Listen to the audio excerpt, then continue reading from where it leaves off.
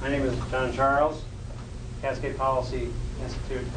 It's a free market research center based in Portland, and I've been there for 17 years. And one of my primary research interests has been in examining transit-oriented development and a lot of other myths of the Portland story and comparing them with actual reality as compared with what the planners said they were going to do. And with me is Craig Flynn, who's a longtime citizen activist in the Portland region. He's a homeowner, he's raised kids, has a business, and has also raised a lot of hell as an activist. And he's going to talk about his role in trying to defeat some of the smart growth initiatives. And John Glennon is interning now on the Hill, and he's a student at Indiana University. And this summer he was an intern for me for 8 weeks through the Koch Fellowship Program out of Portland. And one of his primary assignments for 8 weeks was to investigate whether, in fact, private backyards have been outlawed by land use planners in Portland, because I couldn't figure out why everything I saw being built on the periphery of Portland were all stack and pack projects. And so he's going to share with you his investigation this summer of reading really boring zoning codes and planning programs out in the suburbs to discover what happens when you bring land into a land-constrained area through Oregon's weird land use planning process. What happens to backyards? So, and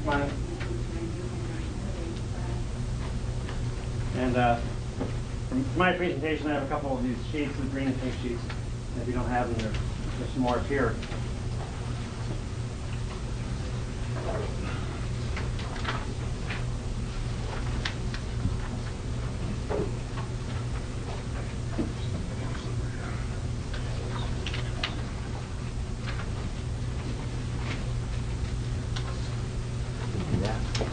No, sorry, I think we have enough.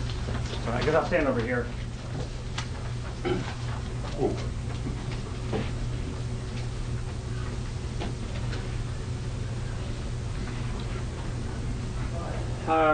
By way of background, much of what the smart growth movement is promoting and a lot of new urbanism is derived from 30 years of attempts by Portland planners to constrain the growth of the primary purpose of Oregon's one-of-a-kind land use planning system is to constrain urbanization. That's its goal.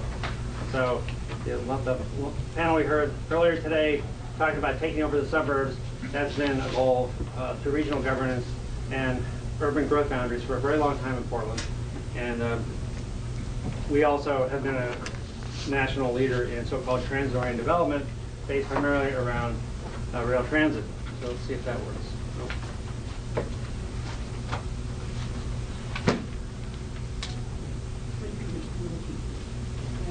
How does one advance? The up button. It's kind of backwards. There you go. Oh, so if you're not familiar, now two-thirds of transit customers in the Portland region are moved on low-cost buses, but all the glamour and all the money goes into trains, because the capital project guys, and they're all guys, have taken over the transit system, the leadership. They've moved up to the ranks, and you know, the whole public sector train program, I kind of view it as toys for boys. And so this is, if you're not familiar with Portland, we have this particular line from Gresham to Portland was built out 27 years ago, so that's the oldest leg. And then this was the next one, and then we have light rail here, here. This one's being built a little 7.3 mile spur to the middle of nowhere. And then this is actually heavy rail project, commuter rail. They're very proud that this is one of the nation's few, if not only, suburb to suburb commuter rail instead of suburb to downtown commuter rail. Of course, there's a reason why no one else does it that way, because it's really stupid, and they're losing about $17 per boarding, so it's their most expensive project. But they're proud of that because, hey, we're Portland, and you know, we do things different in Portland. So, a lot of this was derived from what might be an obscure project to you, an analytical effort by a land use planning group in Portland years ago called 1,000 Friends of Oregon, commonly called 1,000 Fiends by a lot of people in the free market movement. And they produced this report, which you can see it's 1997 here, but it actually was started in the late 80s.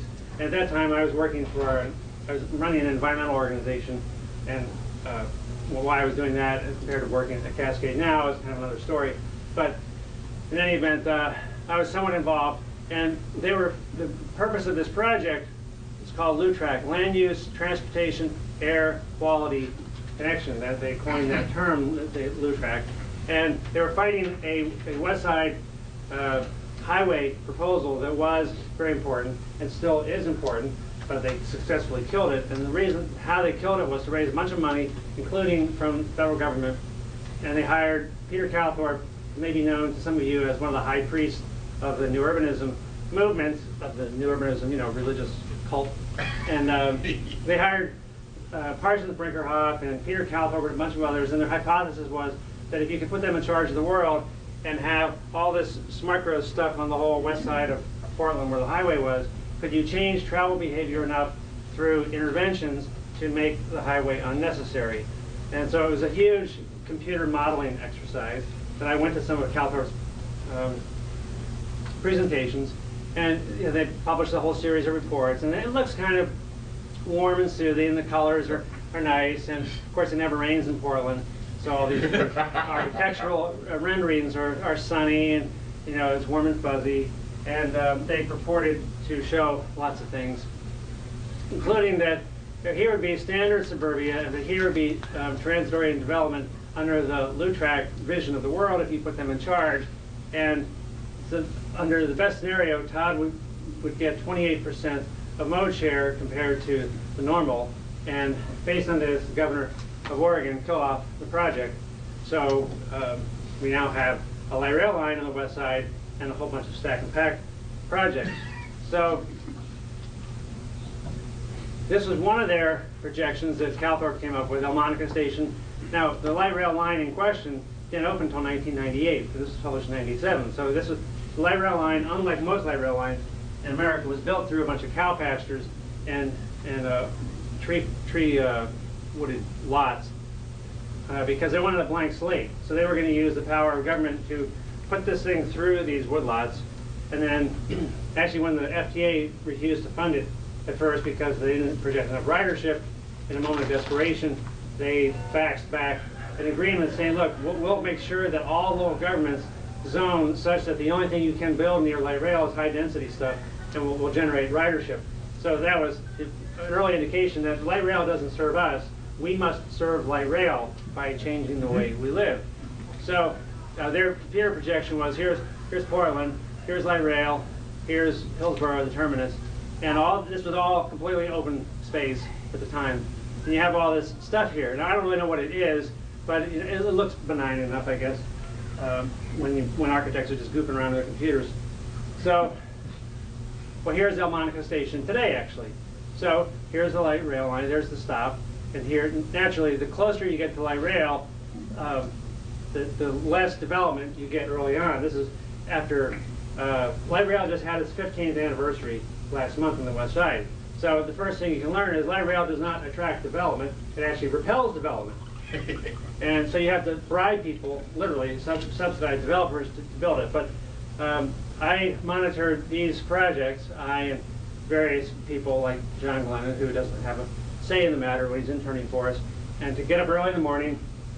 And our methodology is to go out between typically 6:30 and 8:30 in the morning, or 4:30 and 6:30 in the afternoon, or sometimes weekends or middays if I'm really interested. And we just observe. We're not interested in computer models and architectural renderings, and we're not interested in state of preference surveys about people say how they would travel in some theoretical capacity. We're only interested in how they actually do travel when they're being watched and they don't know they're being watched. So this does actually require some cleverness on the part. You don't want to change their behavior by the fact that you're there. And it does involve some danger and some harassment and being kicked out of places by cops sometimes. But anyway, we go out, we just watch. We want to know, is it really working? We saw what Peter Calthorpe had to say a long time ago when he was getting paid a lot of money. So we want to know how it actually works. So we monitor those.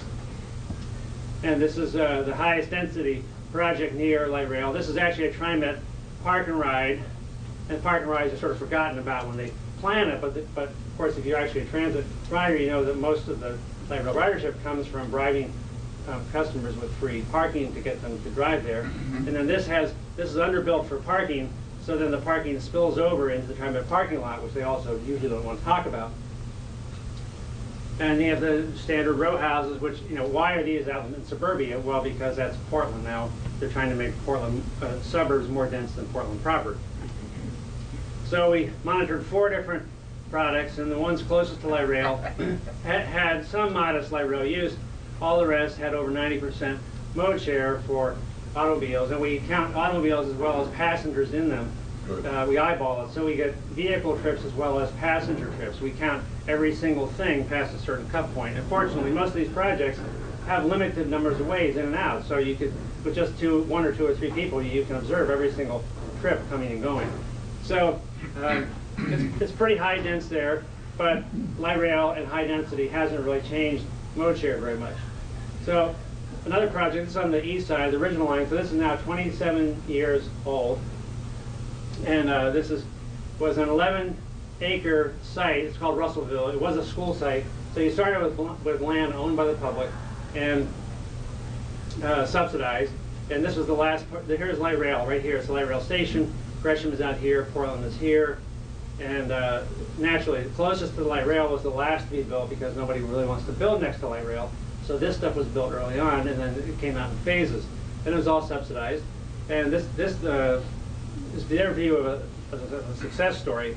So it's called Russellville Commons. It's very highly dense. It's about 6 miles from downtown Portland.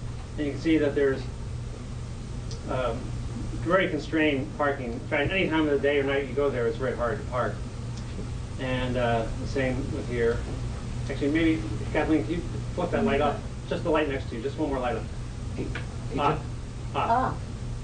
There you go. The slides show up a lot better. Did we tour this place on the Portland tour, Yes. John? We went by it. Okay, Yes. Okay, thank you. I thought it looked familiar. Thank you. Okay. Now, by what we didn't tour at that time, Patrick, I didn't realize till I really monitored that carefully 2 years ago, is by a quirk of fate, here's the project you just saw. Here is light rail. This is stack and pack, courtesy of the planners.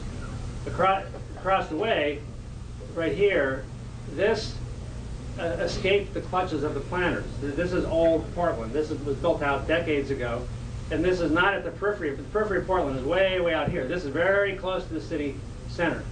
So I call this the control group, and this is the treatment group. And this grid system is such that there's only one way to walk from here to light rail. There's a little path that goes out here, and they walk down here. Is that an officially sanctioned path? Yeah, it's an actual path. Okay, all right. So this is like a watershed. So if you want to observe traffic, all you have to do is place people up here, here, here, and here, and all the auto trips are going to go north onto Gleason Street, and the pedestrian trips in the morning to light rail are going to come out this little ped path. So it's really easy to monitor all the trips. So we did, on consecutive days, we monitored all of this high density stuff, and we monitored Old Portland. I wish you would have asked me. I would have told you that a long time ago. Is this all the way out in Gresham or is this in Oh, Portland? no, it's in It's a Portland. gateway. Oh, Gateway. gateway, okay. 102nd I'm just trying Burnside, right near the Gateway Transit Center. Yeah. So this is the density in the control group, Old Portland, 5 units per acre. Easy to park here. Like somehow planners never got to tear these down and do the high density stuff. So people just live their normal lives. And then here's the ped path, comes out here, you can walk to light rail. So I had one of our associates just sit right here and count every single person coming and going there. So now Russellville, and this is the pink sheet, has a much more detailed write-up that you have as the actual where we were sitting and what the counts were. 52 units per acre, and they got 13% max share, light rail. And the control group was 5 units per acre, and max was 7% of all trips. So I will concede to the smart group of people that if your goal is to increase mode share, yes, it almost doubled. Of course, if you start with a small number and you double it, you still have a pretty small number. And so 13%, and plus the key thing is 5 units per acre in Old Portland and 52 units per acre for the treatment group. So you had to increase density by about a factor of 10 to get not quite 100% increase in ridership. And plus all the land was publicly owned. And this is a one-off project. So 13%, that's pretty decent, but the notion that you're going to get 20, 30, 40%, and the number of trips, total passenger trips was only 68 here. It was, I think, over 400 for Russellville. So the total number of cars, total amount of congestion imposed by the smart growth neighborhood is quite high. So, you know, after 27 years, I think we should learn something from that experience. Oh, yeah, I remember Renko. Yeah. Renko Station, well, the one that I showed people 11 years ago, the Renko Station Town Center was this. This is the famous one that people come for. Right. And light rail's here. Right. Since then, this South Side project, which is much more dense, has been totally built out. There's no more area to build, and you cannot leave on the South Side. You can only leave one little road here, and all the light rail trips have to come through a little pathway here, and then there's 4 streets out here. So it only takes 3 or 4 people, and you can monitor every single trip. And there's no more development left. Everything that's happened in Renko Station has already happened, so it's interesting to me for that reason. Mm-hmm. So now to me, this is like kind of, what we just picked up something in Philadelphia and plunked it down into Washington County. I mean, all these row houses, right behind it is the light rail. For a suburban product, this is really pretty dense. Yeah. So it's built out. Of course, if you want your kids to play, they're going to play in this dinky little public park or whatever it is. But these are mostly child-free zones anyway. So, and then all the light rail people go up to here, Yep. and you can monitor them there. I remember that. And so, because the Renko Station is well known, I put a lot of time into this. So we monitored midday on a regular week, weekend midday, PM peak on a regular weekday, and AM peak. We monitor all those different times. So you see that the AM peak and the PM peak, you can get up around 9% for suburbia. That's pretty good. But as soon as you get out of the peaks, Yep. you know, I mean, it takes you well over 80% mode share. And of course, you're stacking so many people in there that the total number of trips on the road system goes up tremendously. So again, you could light rail and density and all that makes a slight difference, but not a lot. So I got to kind of finish up because I'm hogging a lot of time here. I'll just say that I have a couple more things to show. 10 years ago, I took this picture on a Sunday because this is along light rail line. This is an urban renewal district, and what developer friends were telling me is what you do is you swoop in and you buy up a little house like that, and then you tear it down and you get to upzone it, and pretty soon you change neighborhoods. You deliberately create incompatible uses through the zoning process. So I was out there and I saw, so here's this retired couple, and they're splitting wood, and they have what appears to be a big lot. And so I just took the photo. I figured I'll come back later and see what happens. So 10 years later, I came back. Well, okay, the retired people are gone. Urban renewal district, zone high density. Oh, 56 unit drawings available. Well, that's great. Now this is close in Portland, almost a half-acre lot. That's pretty incredible. A lot of families would like to have that. Oh, you can get tax abatements and system development charge waivers. So because the market doesn't deliver this, you have to get subsidized. And by definition, if it's urban renewal, then under law, that means it's blighted. So this is blight. We have to get rid of it. So I went around to the backyard because no one's living there, and took a picture. That's the blight. So clearly, from the smart growth group crowd, we have to get rid of this. Is way too much open space and greenery. Now, I grew up in suburban New Jersey in a little town. I had a backyard like this, and I had 4 siblings, and I can only tell you we played thousands and thousands of fun little games, and my parents didn't have to guess where I was, where we were. We were somewhere in the backyard having fun. But for Portland planners, this is blight. Got to get rid of it. 52 units and subsidies, and then we'll make Portland better. Why? Because we have to generate riders for light rail. So light rail doesn't serve us, we serve light rail. So our next light rail line being built at a cost of $211 million per mile is a goofy 7.3 line to Milwaukee, Oregon, which is a little suburb outside of Portland. We're going to build a new bridge for the light rail and streetcar, but cars and trucks will not be allowed on the bridge. They're very proud of that. It'll be a car-free subsidized bridge. And so what has to happen, this is near Portland State University, which is up top here. This is Portland's first urban renewal project, built 50 years ago. They wiped out a whole bunch of low-income neighborhoods and planted a high-rise. And they planted these trees, and it has a bus route, as of 2 years ago. And it was actually became a nice neighborhood, but it has to be replaced for the light rail project. So it closed it down, get rid of these trees, we can't have those. Put some more. Now we're talking. This is awesome. We're going to run a train down there. This is a huge improvement. And all of you taxpayers are subsidizing this destruction of property to have a new urban renewal project. So we have a popular bar next to Portland State University, and TriMet takes it over and tears it down. And so, you know, we're just destroying things. This is another piece of private property there. And, oh, it's all gone. Big improvement. And then Southeast Portland, they're going to run light rail right down the middle of the street, so they had to take all these buildings on the side of the road. A popular restaurant since 1950. Not hole in the ground. So, you know, light rail, in many ways, just destroys wealth, that's all. And we have to pay for all this stuff. So I'll wrap up by saying this is a 27-year-old project on the east side. This is light rail. This is one of the earliest light rail stations, Rockwood. This is going to Gresham, right? Yeah, Gresham. This is in Gresham, okay, on the east side. This is some kind of public art thing. This is where a big Fred Meyer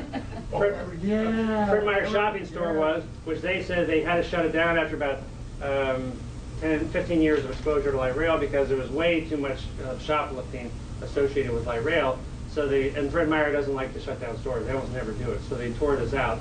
So I went there last summer and I took some photos. I did a 180. I stood here and I said, what do you see if you take photos on this right here? And so you have a cop shop, Gresham Police. That is very important because you're next to the light rail line. And you have that. And you have that. Open space. Open space, yeah. And as far as light rail being a catalyst for redevelopment, okay, that's a little questionable. And then you have this. So they decided that the light rail station itself wasn't functional enough and they needed to redo it. So they had a bunch of hearings and they spent a bunch of money and they opened it last year. And this is their solution. A new light rail station. Oh, okay. Nice. Okay, I don't know if that's a pencil box, or crayon box rather, or a porcupine with a mohawk, or what the significance of that is.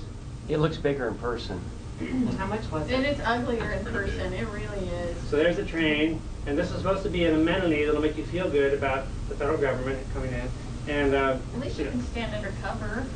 Yeah, and they have some classical music playing too to kind of calm people down there. So this is not some artifact of the psychedelic 60s. Okay, this is what the best and the brightest of TriMet planners brought you in 2012 with your money. So my last slide is as to why development doesn't happen too often is that there's a straight line correlation. The more dense you get, the more expensive it is. So when people say, oh, I have this suburbia, we can't afford it, it's too expensive, the cost of sprawl. I say, no, sprawl is easier to build. Density, now that's expensive. So the green line is, paper tells you more, and the green sheet just quotes from some audits of our regional government indicating that over and over, even when Metro is audited by their own auditor, she continues to tell them your problem is you never actually monitor results. You live in a world of computer models and you keep ignoring results, and she tells them that and they keep ignoring her. And I'm sure they will continue to ignore her. Hey John, you have 5 minutes. Can you talk to everybody about TriMet's numbers a little bit? Because I think that is very interesting. Yeah. I thought it was over my time limit. You won't get 30 minutes typically for you. If I can add to that request, what happened to the Oregon legislature's past law to audit TriMet because of the financial disaster that's ongoing there? If you could speak to that a little bit. Yeah, well, the legislature did pass a little law in the waning days of the session, and the Secretary of State is required to do a program audit of TriMet by February of 2014, okay, right. And they're undertaking it. And the question Tiffany has raised, well, TriMet is marching towards insolvency. They have $1.2 billion of unfunded pension and other retiree debt, which under the rules of GASB they can keep off the balance sheet, but it's there. They have $731 million of long-term bond debt. They have probably the worst union contract in America, in which for every dollar of wages that they spend $1.59 in fringe benefits. It's only worse for the taxpayers. Yeah.